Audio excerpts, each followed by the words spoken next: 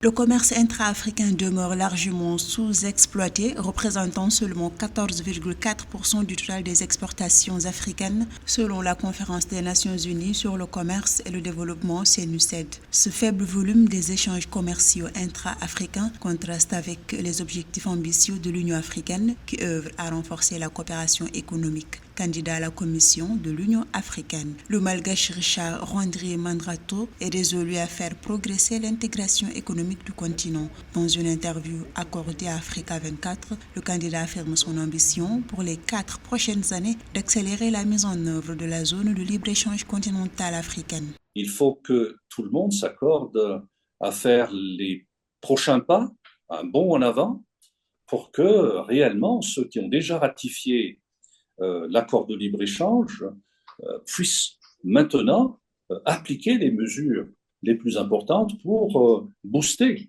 le commerce intracontinental. Nous allons y arriver. L'essentiel, c'est d'y croire et d'aller étape par étape.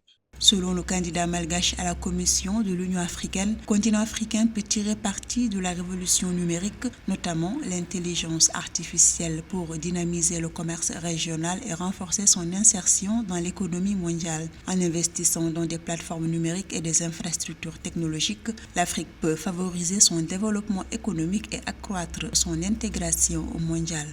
L'Afrique ne sera pas en reste. Je pense que les années à venir vont prouver que nous avons les capacités pour développer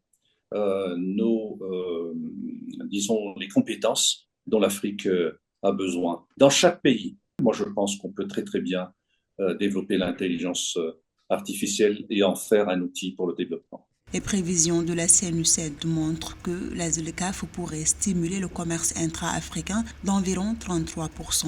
Cette dynamique devrait également contribuer à réduire de 51% le déficit commercial du continent, renforçant ainsi l'intégration économique et la compétitivité des marchés africains à l'international.